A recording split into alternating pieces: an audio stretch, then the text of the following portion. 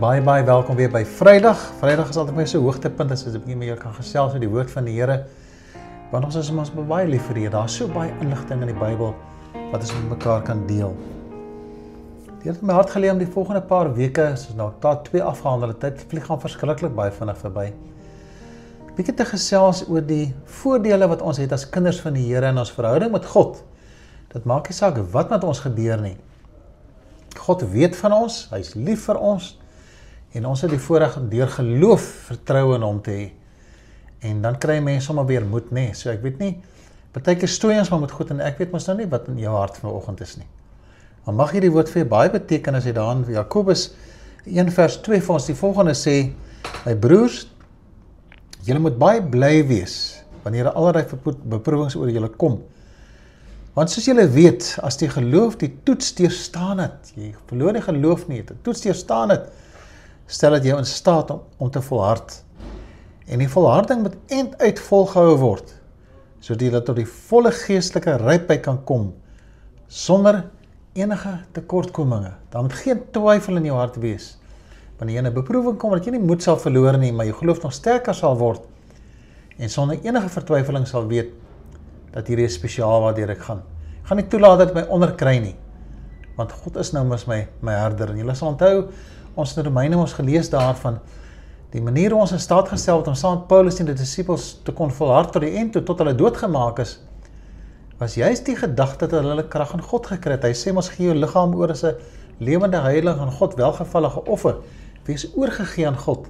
En die oomblik as jy dit doen, dan verstaan jy wat die wil van die Here is in die verhouding met ons. So, ware kinders van die Here hoef nooit te vra wat is die wil van die Here. Ons weet wat ons moet doen. Want die Gees van die Here lewe ons binne in ons, hy getuig ons van hierdie waarheid. Daar is 'n ander teks wat ek wil voor in Romeine 8 vers 28 wat sê, ons weet dat God alles ten goeie laat meewerk vir die wat hom lief het, die wat volgens sy besluit geroep is. Die Here het jy mos lief, het jy mos kom haal, het homself in jou openbaar, het jy sy kind gemaak.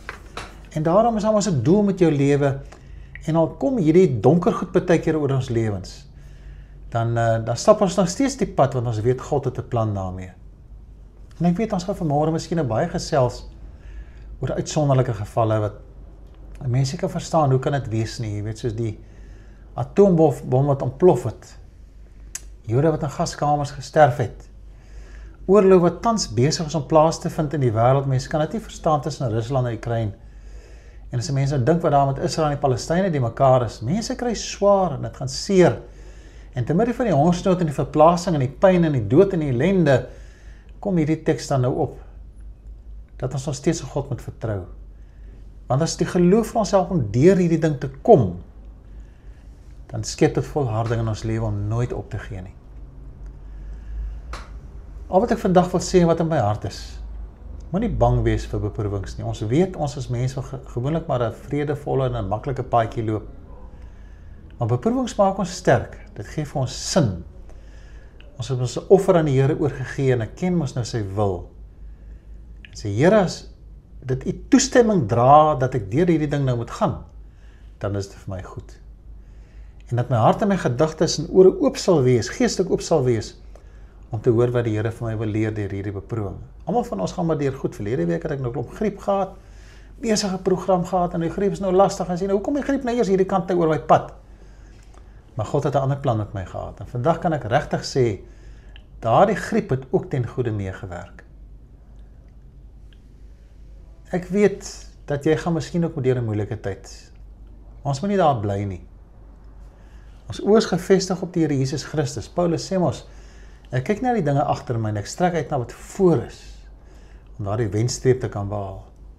Die gesindheid in ons hart is, Here, ons is vir u gegee, en as ek nou deur hierdie beproewing moet gaan, dan weet ek, gaan u my sterker maak. En nou luister ons wat die Here vir ons wil leer en vir ons wil sê. Kom ons bid net saam. En Here, nou weet ek, as ek so bid, ek kan nie nou vandag in mense se harte inkyk nie. Hier is mense wat na hierdie video luister wat deur werklike uitdagings gaan. Goed, waar ek my hande sal saamslaan en sê, kan dit dan nog erger as dit gaan? Maar iewers weet ek, u is teenwoordig, u hoor, u sien, u slaap nie. U is bewus van ons.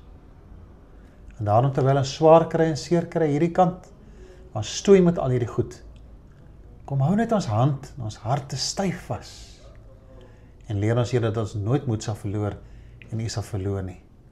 Dankie vir die voorbeeld van Job wat dit nooit gedoen het nie.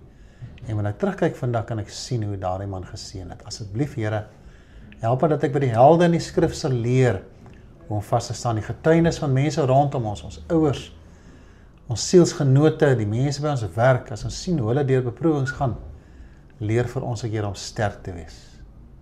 En so eer ons U Here vir die geduld met ons, maar veral met die bewarende liefde, hoe U vir ons kom omhels, om net vrede te hê, te midde van die storm ook. Amen. Mag die Here vir jou seën terwyl hy gelê en slaap het in die bootjie en daar 'n storm was en die disippels benoud rondgeskree het en gesê, hoe kan hy lê en slaap? Hulle sou besef dat hulle hoef nie bekommerd te wees nie, want die skepper van die heelal was saam met hulle in daardie boot. Ek wil net vandag vir jou sê, onthou net, die skepper van die heelal hou vandag jou hand vas. Hy staan langs jou, hy hoor jou hart, glo my, hy hoor jou hart. En hy sal vir jou uitkoms gee. Daai rekening sal betaal word. Jy sal weer opstaan uit die siekbed uit. En as jy lukkig maar nog bly in die siekbed, praat dan met die Here. Wonderlike ontmoeting waar hy partykeer vir ons tot stilstand bring, sodat ons 'n bietjie kan luister. Jy mag die Here vir jou onderneem in daardie baie unieke behoefte wat ek nou nie van weet nie. Maar God weet daarvan, mag hy vir jou baie seën in hierdie dag, hoor.